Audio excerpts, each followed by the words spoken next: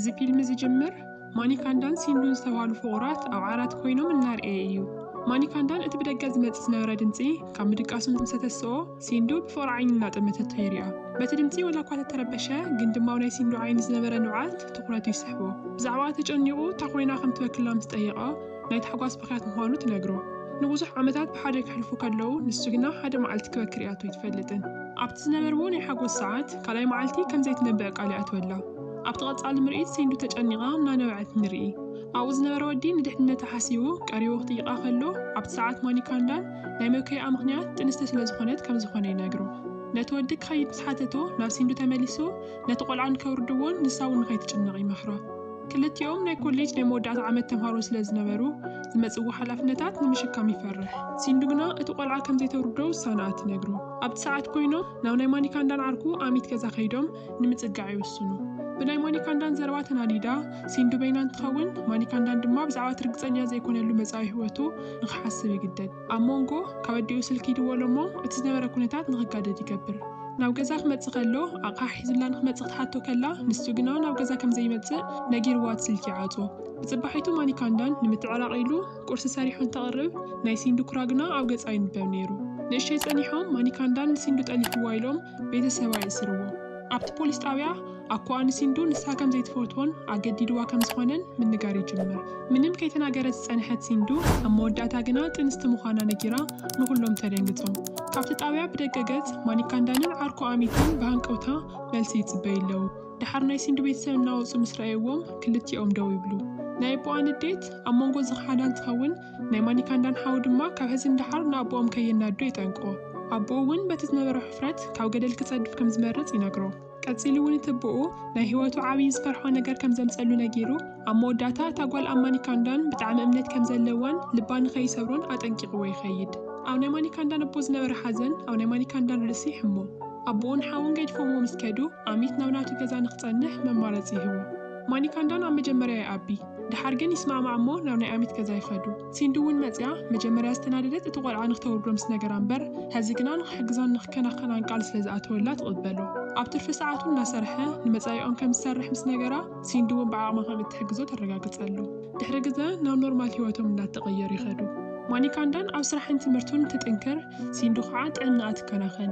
ሓደ መዓልቲ ኣብ ሆስፒታል ከይዶም እቲ ሓኪም ኩሉ ነገራት ሰላም ከም ዝኾነን ናይ ደም ጸቕጣ ግና ንእሽተይ ልዕል ከም ዝበለ ኣብቲ ወሊድ ግዜ ከቸግራ ከም ዝኽእል ትነግሮም። ድሓር ኣብቲ ምሸት ናይ ኣሚት ኣዕርኽቱ ኣብ ሲንዱ ዝነበረትሉ ገዛ ከይዶም ፓርቲ እናገበሩ እቲ ድምፂ ንሲንዱ ይርብሻ። ኣሚት ናብ ሲንዱ ደው ኢሉ እቶም ኣዕርኽቱ ኣብኡ ንኽሓድሩ ከፍቅዳ ከሎ ሲንዱ እውን ትስማዕማዕ። ናብ ማኒካንዳን ክድውለሉ ከላ ግና ስልኳ ኣየልዕልን። ንግሆ ካብ ስራሕ ተመሊሱ ክመጽእ ከሎ ብዙሓት ኣወዳት ሰኺሮም ኣብ መሬት ደቂሶምን ሲንዱ ተናዲዳ እናተጸበየቶ ይጸንሕ። በዚ ምኽንያት እውን ናይ ባዕሎም ክነብሩሉ ዝኽእሉ ገዛ ኣሊሹ ሓንቲ ንእሽተይ ክፍሊ ይረክብ። ድሓር ኮፍ ኢሎም ናይ ወዶም ስም እናውፅኡን ምስኡ ሳይክል ክትዝውር ዘለዋ ድሌትን ትነግሮ። ነገራት ከበድቲ ወላ ተነበሩ ማኒ ኣብቲ መኽዘን ገዛ ጠንኪሩ እናሰርሐ ድሓን ዝበሃል ናብራ ይጅምሩ። ሓደ መዓልቲ ናይ ቀደም ኣዕርኽቶም መጺኦም ንመርዓ ንኽመጹ ይዕድምዎም። ሲንዱ ናብቲ መርዓ ክትከይድ እንትደሊ ማኒ ግና ብዝነበሮም ናይ ፋይናንስ ሕፅረት ሓሳብ ኣይቃወማ።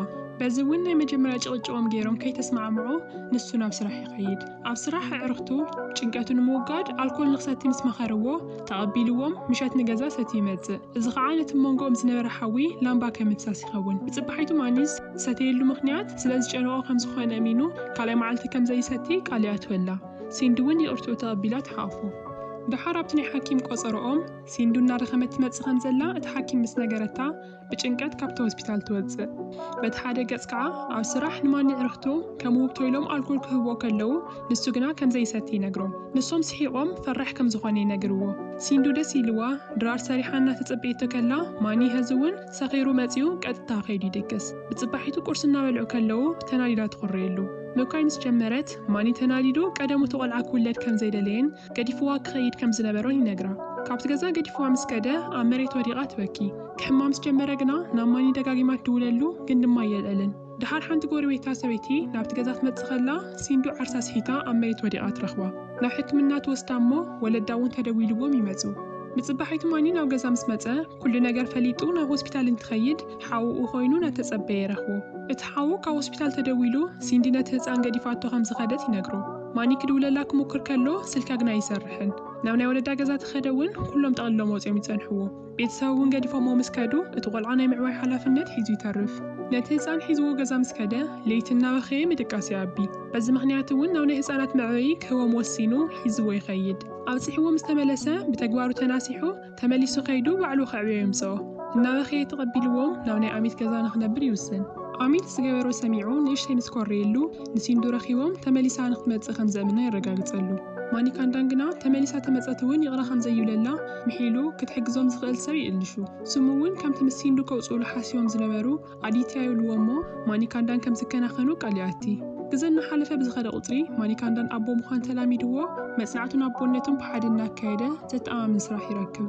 ኣዲትያ እውን ዓብዩ ናይ መጀመርያ ቃሉ ዳዳ ክብሎ ከሎ ናይ ማኒካንዳን ልቢ ብኩርዓት ይመልእ። ንእሽተይ ፀኒሑ እውን ኣዲትያ ትምህርቲ ይጅምር። ሓደ መዓልቲ ማኒካንዳን ኣብ ናይ ጫማ ድኳን ከሎ ናይ ቀደም ዓርኩ ዝነበረት ሳንጃና ይረኽባ። ብዛዕባ ህይወት ምስ ኣዋግዑ ዝሓሸ ስራሕ ይደሊ ከም ዘሎ ይነግራ። ንሳ ድማ ኣብቲ ናታ ካምፓኒ ክፍቲ ናይ ስራሕ ቦታ ከም ዘሎ ትሕብረሉ። ተወዳዲሩ ኢንተርቪው ምስ ገበረ ዝሓሸ ረኣያ ስለ ዘለዎ ኢሎም እቲ ስራሕ ይረክብ። በዚ እውን ንወዱ ኣብቲ ምሸት ፒዛ ይጋብዞ።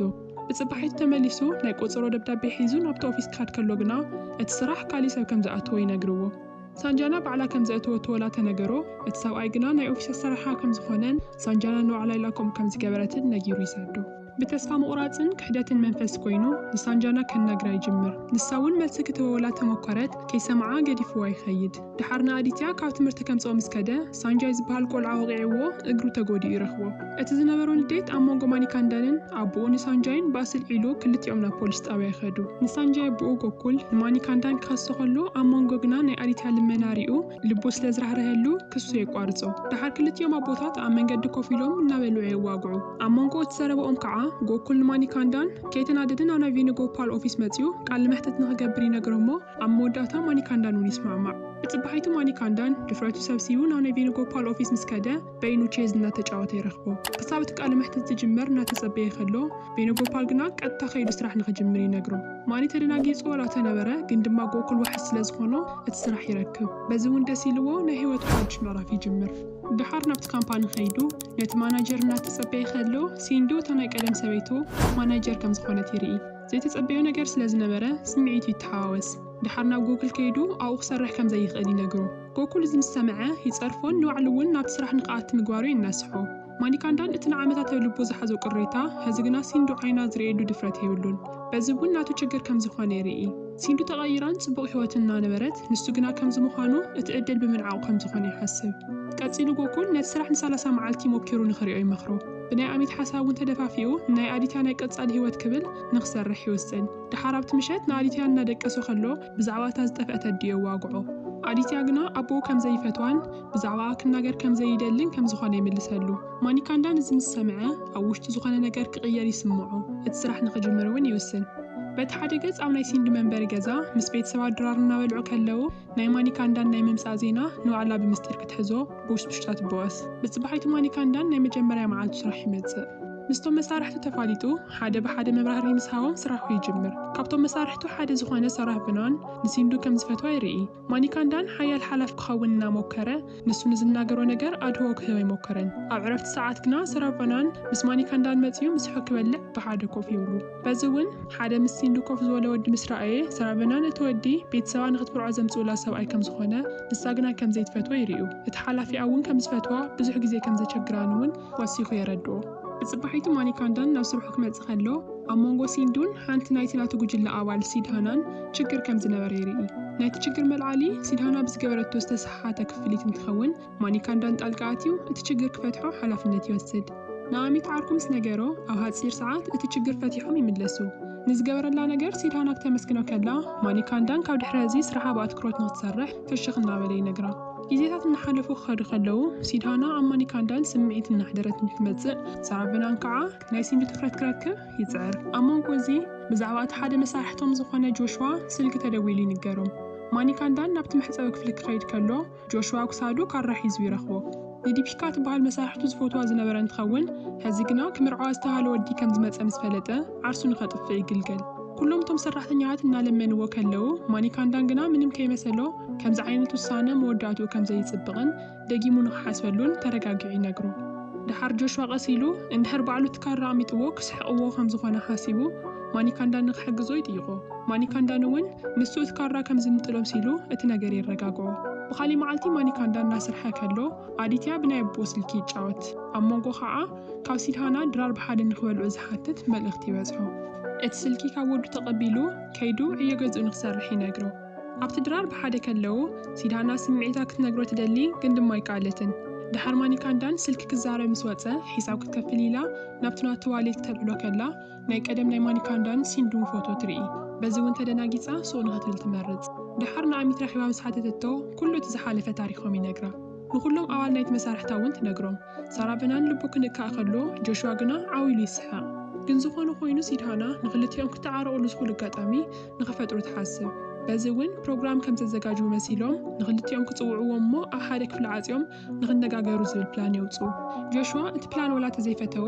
ካሊእ መማለፂ ስለ ዘይነበሮም ብኡኡ ንኽኸዱ ይስማዕምዑ በቲ ሓደ ገጽ ኣዲትያ ንኣቦኡ ክሕግዝ ገዛ እናኾስተረ ከሎ እቶም ንነዊሕ ግዜ ረኺቦም ዘይፈልጡ ወለዱን ማኒካንዳን ይመጹ ድሕሪ 4 ዓመት ምምጽኦም ናይ ቀደም ተዘክሮታት ሒዞምሉ ይመጹ ኣዲዩ ይቅርታ ክጥይቆ ከላ ንሱ ግና መጺኡ ክልምኖም ከሎ ዘይሰምዕዎ ተቐይሙ ይኣብዮም ን4 ዓመታት ጠይቆምዎ ዘይፈልጡ ሎሚ ንምንታይ ከም ዝመጹ ክጥይቆም ከሎ ዓብዪ ሓው ክምርዖ ስለ ዝኾነ ንኽዕድምዎ ከም ዝኾነ ይነግርዎ ማኒካንዳን እውን ይቕረይሉሎም ናብቲ መርዓ መጺኡ ከም ዝሕወስ ቃል ይኣትወሎም እናኸዱ ከለዉ ኣቦኡ ንኣዲትያ ቅርሺ ክህቦ ከሎ ኣዲትያ ብትሕትና ኣይቅበልን ኢሉ ኣኮ ኢሉ ይጽውዖም እቶም ኣቦኡ ግና ንሶም ኣቦኡ ከይኮኑስ ኣባ ሓቁኡ ከም ዝኾኑ ነጊሮም እቲ ቅርሺ ይህብዎ ኣዲትያ እውን ብፍሽኽታ ይቕበሎም እቲ ዓላምኦም ዝገብሩሉ መዓልቲ ኣኺሉሎ ማኒካንዳን ሰኺሩ ስለ ዝነበረ ናብቲ ክፍሊ የትውዎ ሲንዱ እውን ኣብ ውሽጢ ስለ ዝነበረት ሳራቨናን ብደገ እቲ ክፍሊ ይዓጹ ከይሓሰብዎ ስለ ዝተራኸቡ ኣብቲ ክፍሊ ወጥሪ ይነግስ በቲ ናይቲ ማዕጾ ደገ ኮይኖም ፍቕሮም ተገላሊጾም ክወፁ እናተጸበዩ ከለዉ እቲ ማዕጾ ክኽፈት ከሎ ግና እናተጨቃጨቑን ሲንዱን ማኒካንዳን ከምዚ ዓይነት ፆታ ንኽቋርጽ እናነገረቶ ይወፁ ድሕሪ ዝተወሰኑ መዓልታት ማኒካንዳን ምስቶም መሳርሕቲ ኮይኑ እናተጻወተ ንርኢ ድሓር እቲ ኩሉ ሰራሕተኛ ዝፈርሖ ናይ ሲንዱ ሓላፊ ይመጽእ እሞ ንሲንዱ ከዛርባ ይጅምር ከም ዝናፍቐቶ ካብ ገጻ ከም ዝፍለጥ እውን ይነግራ ማኒካንዳን ቅድሚ ምውፅኡ እቲ ሓላፊ ኣይቸግራ ከም ዘሎን ኩሉ እቲ ናይ ኦፊስ ኣባል ከይዱ ንሃለወ ንሳ ግና ንኽትጸንሕ እናሓተታን ይርኢ ምንም ከይመሰሎ ክኸይድ ወላ ተፈተነ ግን ድማ ኣብ ውሽጢ ዝኾነ ነገር ይቋርጾ ተመሊሱ እንተመጸ ሕዚ እውን ሰብኣይ ንኸናግራ ይርብሻ ከም ዘሎ ይርኢ በዚ እውን ናይ ሞተሩ መፍትሕ ከም ዝጠፍኦም ሲሉ ክእልሽ ከሎ እቲ ሰብኣይ ድማ ቀልጢፉ ክወፅእ ምእንታን ናይ መኪንኡ መፍትሕ ሂቦ ማኒካንዳን ግና መኪና ምዝዋር ከም ዘይኽእል ምስ ነገሮ እቲ ሰብኣይ ክሕግዞ ኢሉ እቲ መፍትሑ ምእላሽ ናብ ሽንት ቤት ምስ ከደ ማኒ ተኸቲልዎ ይኸይድ በይኑ ከም ዝኾነን ኣብቲ ቦታ ካሜራ ከም ዘይሎን ምስ ኣረጋገጸ ቀጥቂጥዎ ንቐጻሊ እውን መምሃሪ ከም ዝኾነ ገይኑ ነጊርዎ ይኸይድ ማኒካንዳን ወፂኡ ምስ ከደ ሲንዱ ታክሲ እናተጸበየት ይረኽባ ንድሕነታ ተጨኒቑ ንገጻ ንኸብጽሓ ይሓታ ኣብ መንገድን ከለዉ እሞ ናይ ቀደም ተዘክሮታት እናመጹ ብጸጥታ ይጓዓዙ ኣብ ገዛኣ ምስ በጽሐት ካብቲ ሞተር ኣውሪድዋ ምንም ከይተናገረ ይኸይድ በዚ እውን ኣብቲ ምሸት ሲንዱ ዓራታ ኮይና ትሓስብ ድሓር ሓደ መዓልቲ ማኒካንዳን ናብ ጎክል ከይዱ ንዝገበረሉ ነገር ኣመስጊኑ ናብ ባንጋሎር ክኸይድ ከም ዝኾነ ይነግሮ ጎኩሉ እውን ንኣዲትያ ኢሉ ከም ዝገበረ ይምልሰሉ ብጽባሐይቲ ማኒካንዳን ክኸይድ ምዃኑ ፈሊጦም እቶም መሳርሕቱን መሳናዊት ፕሮግራም ክገብሩ ይሓስቡ ጽቡቕ እናተመነየሉ ዝገልጽ ናይ ቪድዮ መልእኽታት እውን ይልእኹሉ ኣሚትን ማኒካንዳን ወዱ ናብቲ ፓርቲ ሒዝዎ ንኽከይድን እንታይ ዓይነት ኣቦ ከም ዝኾነ ንኸሪኦም ምስ ነገሮ ማኒካንዳን ንኣዲትያ ሒዝዎ ይኸይድ ኣዲትያ ጽቡቕ ግዜ እናሕለፈ ከሎ ንሲንዲ ተሓቢኡ እናረኣያ ስለ ዝነበረ ናብ ኦፊሳ ፀዊዓ ቾኮሌት ትህቦ ናይ ኣዲትያ ማንነት ምስ ሰምዐት ተደናጊርዋ ናብ ኣቦኣ ደው ኢላ ሕቶ ትሓቶ በቲ ዝነገረ ሓቂ ሞራላ ተሰይሩ ኣብ መሬት ወዲቓ ትነብዕ ኣብቲ ሰዓት ማኒካንዳን ምስ መሳርሕቱ እናኽበረ ከሎ ክትናገሮ ትኸይድ ሳራቨናን እቲ ጉዳይ ተረዲእዎ ኩሎም ንኽወፁን በይኖም ንኽነጋገሩን ይነግሮም ሲንዱ ክትዛረብ ክትጅምር ከላ ንውዓታ እናፈሰሰ ስለ ዝነበረ